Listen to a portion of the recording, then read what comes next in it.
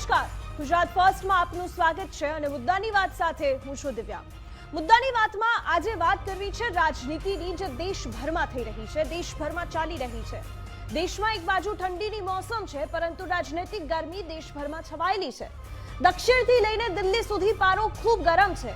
કોઈ સભા ગજવે છે તો ક્યાંક ઈડીની ગર્જના છે, ક્યાંક લક્ષ્ય નક્કી થાય છે તો ક્યાંક સીએમનો રસ્તો જેલ સુધી જાય છે।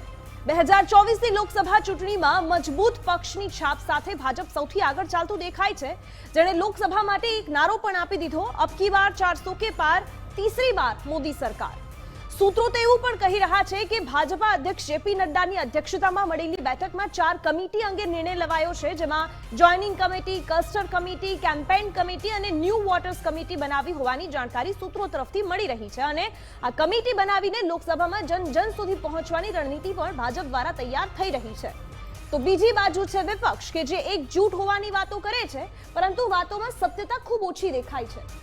આજના દિવસમાં જ ઇન્ડી ગઠબંધનમાં 2 સીએમ ખૂબ ચર્ચામાં રહ્યા, એક દિલ્હી આપના અરવિંદ કેજરીવાલ અને બીજા ઝારખંડના જેએમએમના હેમંત સોરેન, જેમને ઈડીએ વારંવાર સમન્સ આપ્યા છતાં તેઓ હાજર ન રહ્યા અને તેથી જ હવે તેમની ધરપકડ થવાની શક્યતાઓ છે અને આ જ મુદ્દાઓને લઈને આજે વાત કરવી છે મુદ્દાની વાતમાં।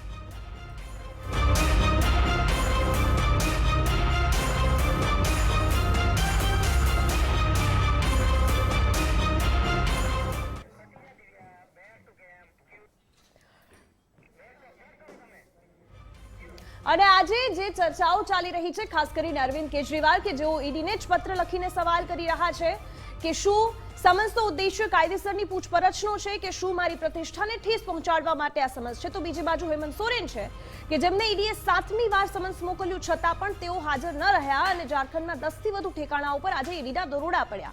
આ વચ્ચે ઝારખંડ મુક્તિ મોરચાની ધારાસભ્ય દળની આજે બેઠક પણ મળી, જેમાં હેમંત સોરેન સીએમ પદ પર યથાવત જ રહેશે અને સ્થિતિ સામે લડવાનું પસંદ કરશે, આ વાત સામે આવી।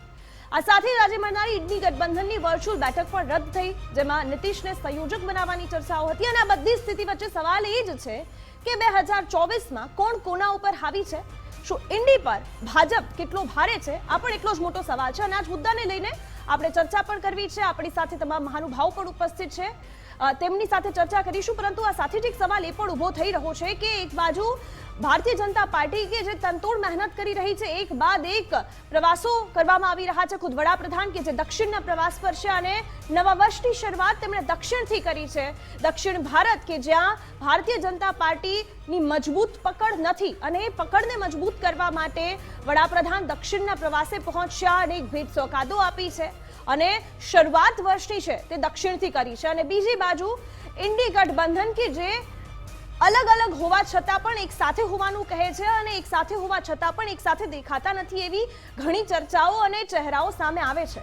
ગઈકાલની વાત કરીએ તો ગઈકાલે પણ ભગવંત માન દ્વારા જે નિવેદન આપવામાં આવ્યું હતું, એકથી કોંગ્રેસ આ પ્રકારની કહાની દરેક માતા પોતાના બાળકોને સંભળાવશે એવું તેમના દ્વારા કહેવામાં આવ્યું હતું અને ત્યારબાદ તેના જવાબમાં સ્વાભાવિક છે કોંગ્રેસ દ્વારા પણ કહેવામાં આવ્યું હતું કે આમ આદમી પાર્ટી એ ભાજપની બી ટીમ છે, અમે એક સાથે તો છે ઇન્ડી ગઠબંધનમાં, પરંતુ એક સાથે છે કે કેમ એ જેટલો મોટો સવાલ એમના જ નેતાઓ ઉપસ્થિત કરે છે, એના નેતાઓ જે સવાલ ઉભો કરે છે, ત્યારે સવાલ એ થાય કે 2024ની ચૂંટણીને આડે હવે ગણતરીના મહિનાઓ બાકી છે અને એ પરિસ્થિતિ વચ્ચે ઇન્ડી ગઠબંધન ભાજપને હરાવવા માટે લડી રહ્યું છે અને ભારતીય જનતા પાર્ટી 400 ને પાર સીટો મેળવવા માટે લડી રહ્યું છે।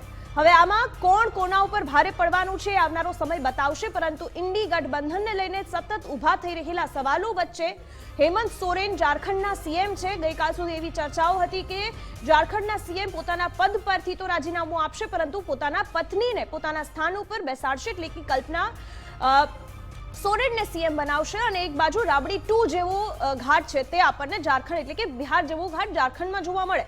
આ બધી જ ઘટનાઓ વચ્ચે આજે ધારાસભ્ય દળની બેઠક ઝારખંડમાં મળી હતી અને એ બેઠકમાં એવો નિર્ણય લેવામાં આવ્યો કે હેમંત સોરેન રાજીનામું નહીં આપે। ગઈકાલના એક ધારાસભ્યના રાજીનામા બાદ પણ ચર્ચાઓ તેજ થઈ હતી કે હેમંત સોરેન ગમે ત્યારે જેલ જઈ શકે છે એટલા માટે, પરંતુ હેમંત સોરેન અને કેજરીવાલને અત્યાર સુધી જેટલા સમન્સ આપવામાં આવ્યા છે તેના કારણે પણ આ જે સવાલો છે તે ઊભા થતા હતા। હેમંત સોરેનને આ સાથે 7 સમન્સ આપવામાં આવ્યા હતા અને એ 7 સમન્સ છતાં પણ તેઓ હાજર નથી રહ્યા, એટલા માટે જ તેમની ધરપકડની જે તલવાર છે તે લટકતી જોવા મળી રહી છે। ગ્રાફિક્સના માધ્યમથી આપણે એ કેટલા સમન્સ તેમને પહોંચાડવામાં આવ્યા છે અને તે છતાં પણ તેઓ હાજર નથી રહ્યા. ન માત્ર હેમંત સોરેન પરંતુ કેજરીવાલને પણ કેટલા સમન્સ મોકલ્યા છે છતાં પણ તેઓ હાજર નથી રહ્યા. તેની સૌથી પહેલા તો વાત કરી લઈએ. હેમંત સોરેનની સૌથી પહેલા વાત કરીએ. જ્યારે તેમને પહેલી નોટિસ આપવામાં આવી હતી 14 ઓગસ્ટ, પરંતુ ત્યારે તેમણે જવાબ પણ નહોતો આપ્યો અને ત્યારબાદ સતત તેમને નોટિસ આપવામાં આવી છતાં પણ તેઓ જવાબ નહોતો આપ્યો. ત્યારબાદ તેમને 24 ઓગસ્ટના રોજ ઈડીએ પૂછપરછ માટે બોલાવ્યા હતા છતાં પણ તેઓ હાજર નહોતા રહ્યા. ત્યારબાદ તેઓ સપ્ટેમ્બર મહિનામાં તેમને ફરી એક વખત સમન્સ આપવામાં આવ્યું, નોટિસ આપવામાં આવી, પરંતુ તેઓ ઈડીની પૂછપરછમાં ત્યારે પણ હાજર નહોતા રહ્યા.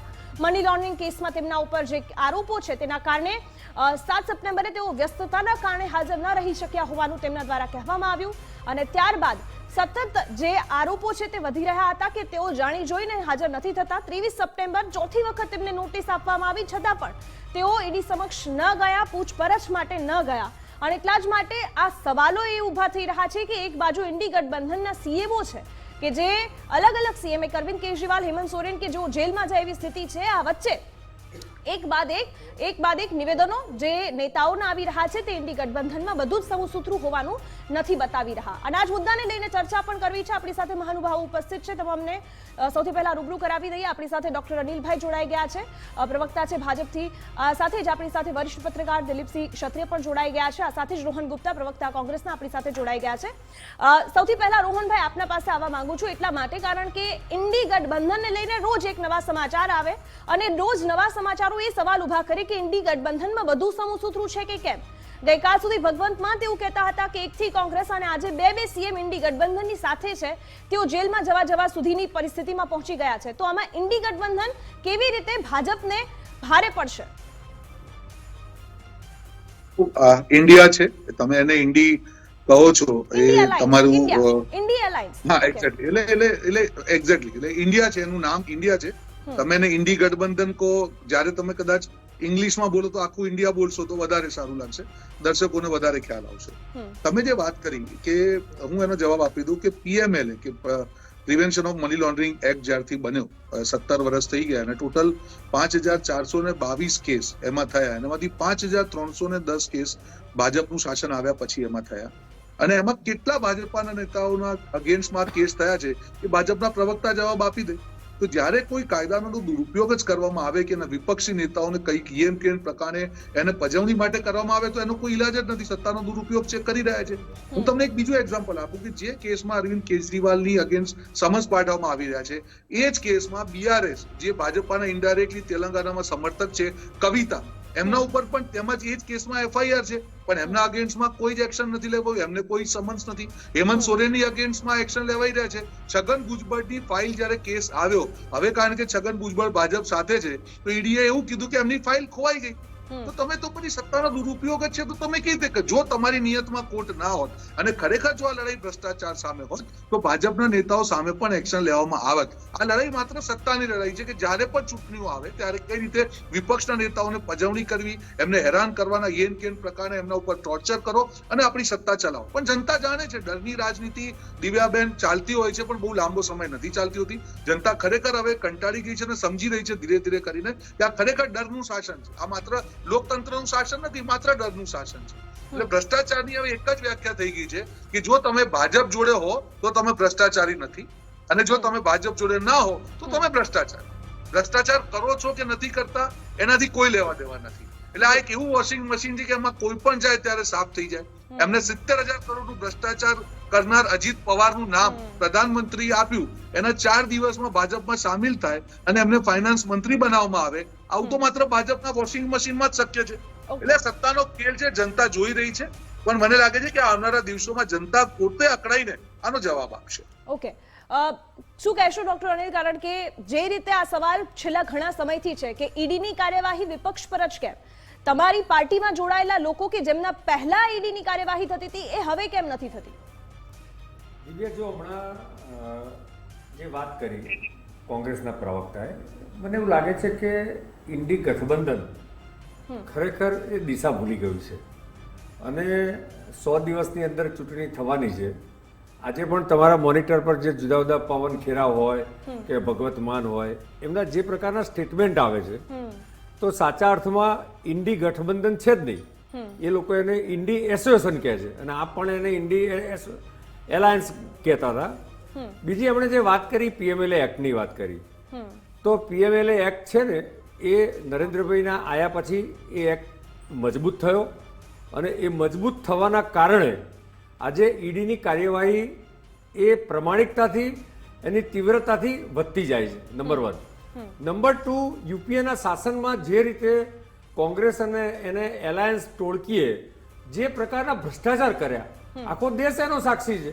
અને એમાં ખાસ કરીને યુપીએ 2માં જે પ્રકારના ભ્રષ્ટાચાર કર્યા, તો સ્વાભાવિક છે કે એક તરફ પીએમએલએ એક્ટનો અમલ અને કડક અમલ તીવ્રતાથી ઈડીએ ચાલુ કર્યો.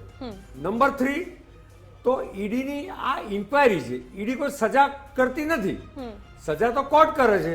તો આજે જેટલા બી લોકોની ધરપકડ થાય એવું છે, જેટલા બી લોકોને જેલમાં જવું પડે એવું છે, પછી એ શ્રીમાન કેજરીવાલ હોય કે શ્રીમાન સોરેન હોય, મને લાગે છે કે એ ફક્ત અને ફક્ત એ સજા કોર્ટના આધારે થાય છે. નંબર 4, જે એમણે કેસની સંખ્યા બતાવી, તો જરૂરી દિવ્યા એવું નથી કે આમાં પોલિટિકલ માણસો ઉપર જ ઈડીની કાર્યવાહી થાય છે. તમે ન્યૂઝપેપરમાં પણ જોતા હશો કે જુદા જુદા બિઝનેસમેન અથવા તો સામાન્ય માણસોએ જેણે મની લોન્ડરિંગ કર્યું છે એવા બિઝનેસમેનો જે છે એની ઉપર પણ ઈડીની રેડ થાય છે. એટલે રોહનભાઈનો સવાલ એ હતો કે ઈડીની કાર્યવાહી થાય છે પણ એવા નેતાઓ પર કેમ નથી થતી કે જે ભાજપમાં આવી ગયા હોય અને પહેલા તેની તપાસ થતી હોય પછી ના થાય? ચોક્કસ ઈડીની કાર્યવાહી ભાજપમાં આવી ગયેલા લોકો ઉપર બંધ કરવામાં આવે છે એવું તો છે નહીં. રોહનભાઈ, હવે આપણે તમે નેશનલ ટીવી જેવું આપણે રોહનભાઈ આપણે નેશનલ ટીવી જેવી વચ્ચે વચ્ચે બોલવું નથી. આપણે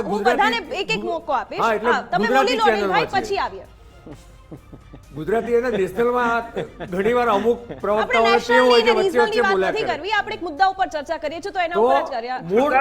મૂળ કોંગ્રેસ જે રીતે આખા દેશમાં ભૂસાતી જાય છે અને તમે જો ભગવત માને કેવો ટોન્ટ કર્યો, એકથી કોંગ્રેસ, એટલે once upon A time there was a Congress.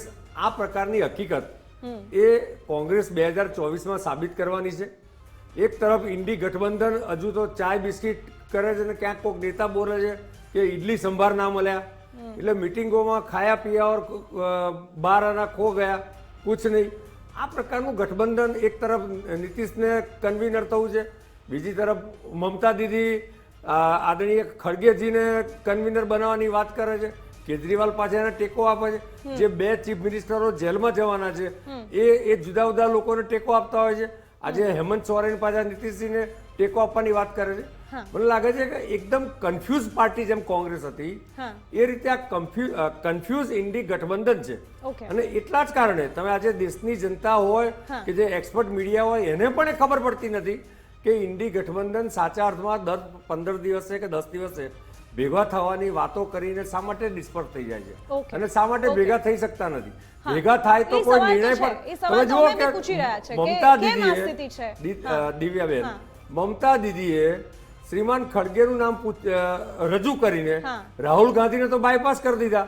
ખરેખર તો કોંગ્રેસની આખી જે લડાઈ છે, સવાલ એ જ છે ડોક્ટર અનિલ કે અહીંયા ગઠબંધનમાં છે તો બધા એક સાથે, પરંતુ એકબીજાને પગ ખેંચવાની સ્થિતિ દેખાતી હોય એવું ચોખ્ખું દેખાય છે. રોહનભાઈ, આવું આપની પાસે. અને દિલીપભાઈ, આ સ્થિતિ અને આ બંને મુદ્દાઓ પર આપણે પહેલા પણ ચર્ચા કરી ચૂક્યા છે, પણ હવે ચર્ચા એવી પણ છે કે શું ઇન્ડી ગઠબંધનમાં ખરેખર આ બધી માથાકૂટ છે કે પછી ઇન્ડી ગઠબંધન આવું દેખાડો કરે છે કે આવી માથાકૂટ છે? આ બે મતભેદ છે, પણ વધારે તો એવું જ લાગે છે કે ખરેખર આ માથાકૂટ દેખાય છે.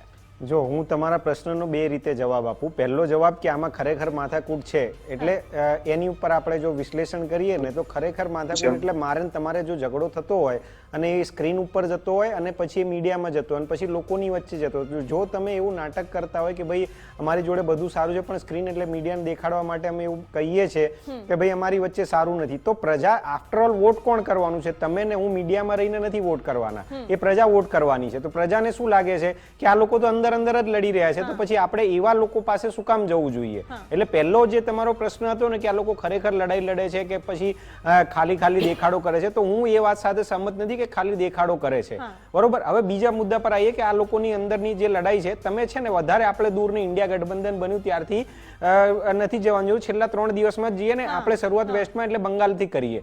બંગાળમાં તમે જો કુણાલ ઘોષે શું કીધું પરમ દિવસે કે ભાઈ આ લોકો કોંગ્રેસ પાર્ટી ભાજપાની દલાલ છે, બરોબર. પછી અધીર રંજન ચૌધરીએ શું કીધું કે ભાઈ પશ્ચિમ બંગાળમાં અલાયન્સ કરવા મમતા માંગતી નથી, બરોબર. પછી મમતા બેનર્જી આજે શું કીધું? એટલે તમે ત્રણેય વસ્તુ જો ને સતત આવે છે, એટલે કોણ એકબીજાને ટાર્ગેટ કરે છે? એ તમારી પાર્ટીના લોકો. એટલે ગઠબંધનમાં છો તો તમારી પાર્ટી કહેવાય કે તમારું એલાયન્સ કહેવાય. તમારી એલાયન્સના લોકો જ એકબીજાની સામે ટાર્ગેટ કરી રહ્યા છે. After all what message you are giving to the public?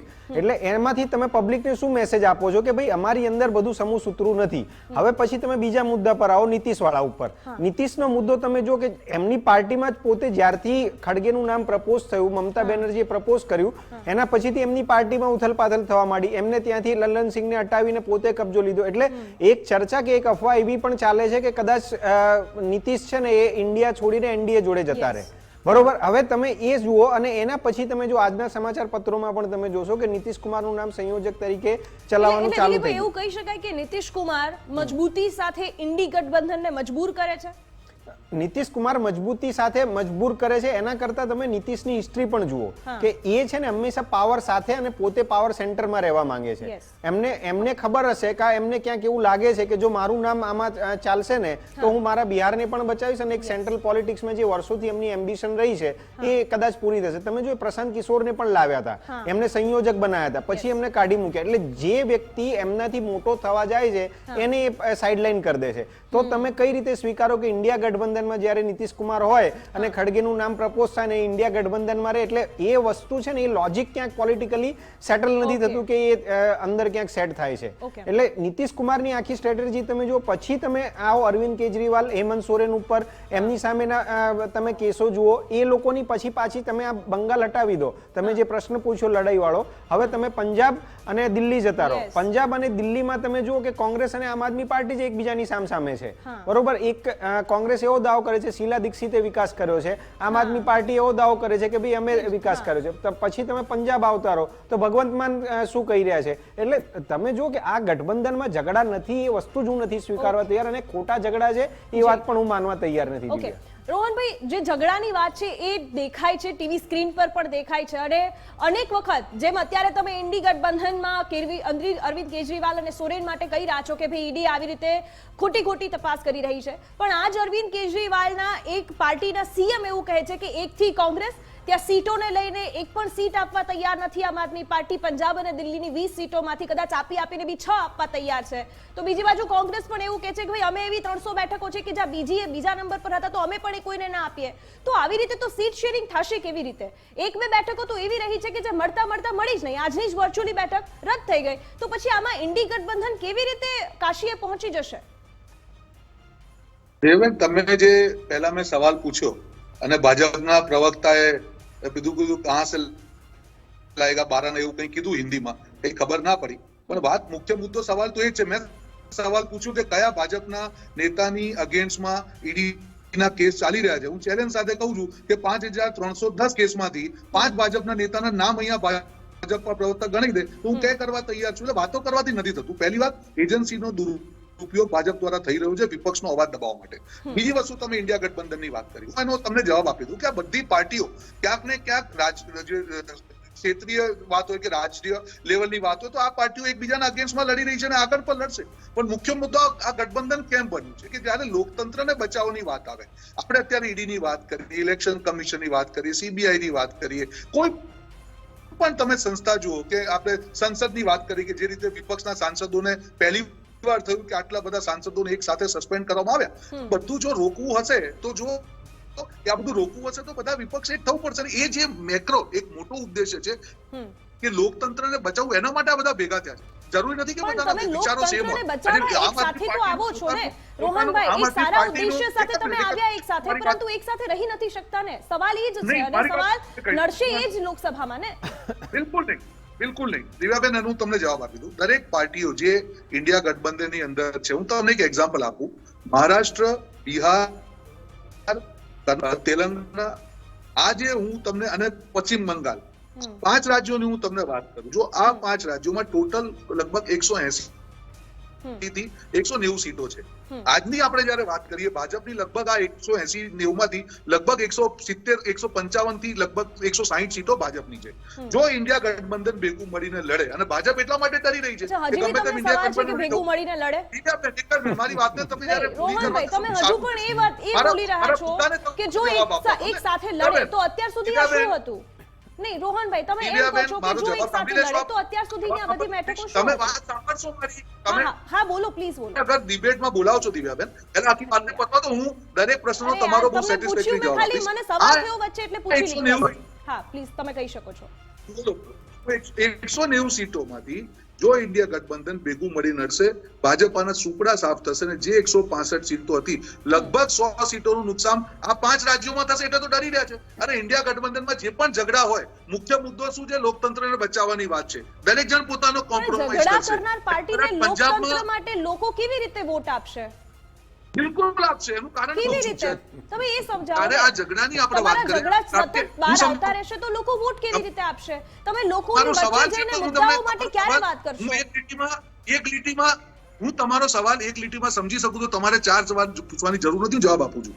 જે પણ રાજ્યો છે, ધારો કે પંજાબ છે, ત્યાં આગળ આમ આદમી પાર્ટી અને કોંગ્રેસ પાર્ટી સામસામે લડી રહ્યા છે, રાઈટ? એટલે એના જે સ્થાનિક નેતાઓ હોય એ લોકો 100% ઈચ્છે કે ત્યાંની જે વધારે સીટો છે એ એમની પાર્ટીને મળે. એમાં કઈ ખોટું નથી. ધારો કે દિલ્હી છે તો અમારું દિલ્હી યુનિટ એ લડાઈ કરશે. પણ આ ઝઘડા ત્યાં સુધી છે, આ ચર્ચાઓ ત્યાં સુધી છે જ્યાં સુધી સીટ શેરિંગ નથી. જે દિવસે સીટ શેરિંગ થઈ શકશે ત્યારે તમામ લોકો, ઇન્ડિયા ગઠબંધનના જેટલા બી લોકો છે એ પોતાનું જે નિર્ણય છે સર માથે લઈને એની ઉપર આગળ વધશે, અને એના ઉપર લડીને ભાજપના જે સરમુખત્યારી શાસન છે, જે ડરનું વાતાવરણ, જે ભયનું વાતાવરણ બનાવ્યું છે, એક વિકલ્પ તરીકે જનતાની સામે જશે.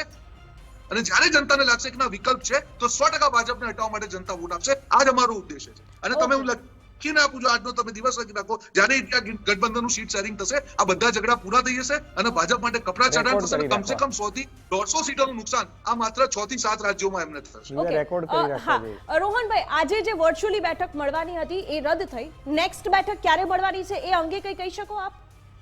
બિલકુલ. આવનારા લગભગ 10 દિવસ પછી ફિઝિકલ બેઠકનું પ્લાનિંગ છે. હું દિલ્હી છું અને ટૂંક સમયમાં જઈશું કે સીટ શેરિંગ અને બધી જ વસ્તુ આપની સામે આવશે રાજ્ય વાઇઝ. ઓકે. અનિલભાઈ, જે રીતે અત્યારે રોહનભાઈ કહ્યું કે જો ઇન્ડી ગઠબંધન સાથે આવીને લડશે, જો કે અત્યારે તો સાથે દેખાય છે પરંતુ સીટ શેરિંગને લઈને જે સવાલો છે એ સોલ્વ થઈ જાય છે અને બધી જ બેઠક ઉપર વ્યવસ્થિત રીતે સીટ શેરિંગ થાય છે તો પછી તો ભારતીય જનતા પાર્ટી અઘરું બની જશે. કારણ કે જ્યારે ત્રીજો પક્ષ આવે છે ત્યારે ફાયદો થયો છે ભારતીય જનતા પાર્ટીને. પરંતુ જો માત્ર 2 જ કેન્ડિડેટ હશે અને પાર્ટી તમામ એક સાથે લડશે તો એ કપરા ચઢાક સમાન હશે. દિવ્યા, જો હજુ પણ કોંગ્રેસના પ્રવક્તા જો ગઠબંધન થશે અને સીટ વહેંચણી થશે, હજુ પણ જો શબ્દ છે, ચલો એક એ કોંગ્રેસનો કે ગઠબંધનનો, ઇન્ડી ગઠબંધનનો વિષય છે. જો આ ઇન્ડી ગઠબંધન છે એ સાચા અર્થમાં એક ભીડતંત્ર છે અને અસ્થિર ગઠબંધન છે. દિવ્યા, 4 પ્રશ્નો મુખ્ય છે કે આ ગઠબંધનમાં સીટોની વહેંચણી, આ ગઠબંધનનો કન્વીનર કોણ, આ ગઠબંધનના સંયુક્ત વડાપ્રધાનનો કેન્ડિડેટ કોણ, આ બધા વિષયોની સાથે સાથે કોંગ્રેસ ગઈ વખતે 2019માં 415 સીટ પર લડી હતી, 52 સીટો આવી. કેટલો સ્ટ્રાઇક રેટ એનો? આ વખતે કોંગ્રેસને 290 સીટ લડવી છે કે જ્યાં નંબર 1 અને નંબર 2 હતા. ટોટલ 52 વત્તા બાકીની એમ કરીને 290 સીટ છે. આ ગઠબંધન એવું કહે છે કે તમારે તો 200 સીટ જ લડવાની. જો 200 સીટ લડે અને 415 માંથી 52 નો સ્ટ્રાઇક રેટ છે, 25% કરતા પણ ઓછો સ્ટ્રાઇક રેટ છે, તો કોંગ્રેસની સ્થિતિ શું થાય? તો સ્વાભાવિક છે કે કોંગ્રેસના યુવરાજને, રાહુલજીને તો એ લોકો સ્વીકારે નહીં નેતા તરીકે. ઓકે, આપણે પર્સનલી નથી જવું. તો રાહુલજીને સમયનો પણ અભાવ છે, પર્સનલી નથી. પર્સનલ નથી, આ કોંગ્રેસના નેતા પ્રોબેબલ કેન્ડિડેટ છે. સમયનો અભાવ છે. વડાપ્રધાનનો દિવ્યા વડાપ્રધાનના પ્રોબેબલ કેન્ડિડેટ છે. ઓકે. તો બીજી તરફ નીતિશજીને પણ વડાપ્રધાન થવું છે, મમતાજીને પણ વડાપ્રધાન થવું છે. મને લાગે છે કે સીટ શેરિંગ જે છે ને, જે અસ્તિત્વની લડાઈ, જે પોલિટિકલ પાર્ટી, એમાં પરિવારવાદી પોલિટિકલ પાર્ટીના નેતાઓ પોતાની જે અસ્તિત્વની લડાઈ લડે છે Okay. ત્યાં સુધી જ ગઠબંધન સો કોલ્ડ ગઠબંધનની વાતો છે, રાજ્યમાં પહોંચે છે, પછી એ મહારાષ્ટ્રમાં પહોંચે છે તોય ગઠબંધન નથી, Okay. એ પંજાબભાઈ નથી ને એ દિલ્હીમાં એ નથી ને આપણને વેસ્ટ સમય બંગાળમાં બતાવશે. નથી. આજની સ્થિતિ ઉપર તો તો આપણે- નીચે કાર્યકર્તાઓમાં ને પ્રજામાં તો ક્યાં થવાનું જ છે? કાર્યકર્તાઓનો સૌથી મોટો પોઈન્ટ એટલા માટે આવી એ જાય કારણ કે સામે રાજ્યમાં જ લડ્યા નથી, બાદ દિવ્યા. સાથે લડવાનું છે. દિવ્યા, રોહનભાઈ, રાજ્યમાં જ ટૂંકમાં. નથી. ઓકે, રોહનભાઈ ટૂંકમાં જવાબ આપજો, પછી મારે એક નાનકડો દિલીપભાઈ પાસે જવાબ લેવો છે. બહુ જ ટૂંકમાં જવાબ આપજો પ્લીઝ. મારે એક જ વાત કહેવી છે, જે ભાજપના પ્રવક્તાએ ઇન્ડિયાના 5 સવાલ પૂછ્યા. અરે એનડીએ યાદ બી છે તમને? 38 પાર્ટીઓ ભેગી કરી હતી, એના નામ બી યાદ છે? અમારે તો નેતા સાત ફિક્સ કરનાર છે, કે વડાપ્રધાનના ભાજપ નેતા જોડે જે બેસે આદરણીય નરેન્દ્રભાઈ મોદી છે. 38 પાર્ટી તો ગણાવો, કોણ છે કન્વીનર? तीसरी बार मोदी एनडीए का सरकार कन्वीनर कौन है? और कौन से फिर कन्वीनर है? एनडीए पूर्ण का कन्वीनर बहुमत। कौन 400 के पार. છે? 400 કે એના પાર કન્વીનર એ તો મારું કોણ લક્ષ્ય છે? છે. પણ એ કદાચ આ પાર્ટી બધી એક સાથે આવે છે તો અઘરું પડી જાય. દિલીપભાઈ, એક નાનકડી દિવ્યા, પ્રતિક્રિયા. એક જ વાક્યમાં કહું. એક જ મિનિટ. જો મતદાનની પ્રક્રિયા હા. એ ગણિત નથી, એ મનોવૈજ્ઞાનિક વિષય છે. એમાં ક્યારેય 1+1 2 ના થાય, ઓકે 1+1 11 બી થાય ને 0 થાય. ઓકે દિલીપભાઈ ટૂંકમાં. હા, જો આખી વસ્તુમાં એટલે આજે ચર્ચા છે એમાં મહત્વનો મુદ્દો ગઠબંધન પછીના પરિણામો છે. તમે જુઓ કે જેમ અનિલભાઈ કહી રહ્યા છે અને ટેકનિકલી જુઓ તો 100 દિવસ બાકી છે. 100 દિવસને અંતે હજી તમે છે ને નક્કી નથી કરી શક્યા કે આગલી બેઠક ક્યારે થવાની છે. યસ. અને સામે તમે જુઓ કે જે પાર્ટી સામે તમે લડી રહ્યા છો એની તૈયારીઓ, તો આપણે છે ને કોઈ એક પાર્ટી તરફ નહીં પણ એની ટેકનિકલ તૈયારીઓ જોવાની હોય. ટેકનિકલ તૈયારીઓ જુઓ કે ભાજપ ક્યાં છે ને ઇન્ડિયા ગઠબંધન અને એની મેઇન પાર્ટી કોંગ્રેસ ક્યાં ઊભી છે. હજી ભારત જોડો યાત્રા છે એને આપણે પોલિટિકલ એક મેસેજ ગણી લઈએ તો એ શરૂ થવાને પણ હજી વાર છે. એટલે તમે આખી સ્થિતિમાં જુઓ ને તો જો ભાજપને રેન્ક આપીએ ને તો ભાજપ 100 માર્ક સાથે આગળ છે અને હજી ઇન્ડિયા ગઠબંધન છે ને એ 0 સાથે પણ શરૂ નથી કરી શક્યું. હવે આવી સ્થિતિમાં તમે જુઓ કે તમે હું કે પ્રજા એ મત આપવાનો નિર્ણય કઈ રીતે લે, કારણ કે એ પણ જુએ છે ને, એ પણ ટીવી જુએ છે, એ પણ સોશિયલ મીડિયા પર પણ છે. મતદારો પર જ રહેવાનો છે. એ જે જોશે એને જ વોટ આપશે. આપ તમામ અમારી સાથે પછી ભારત જોડો યાત્રા તો અરુણાચલમાં જવાની નથી, કારણ કે ચાઇના દુખી થઈ જાય એમાં એવું છે. ઓકે ઓકે, આભાર આપનો અનિલભાઈ, રોહનભાઈ અને દિલીપજી, આપ અમારી સાથે જોડાયા બદલ.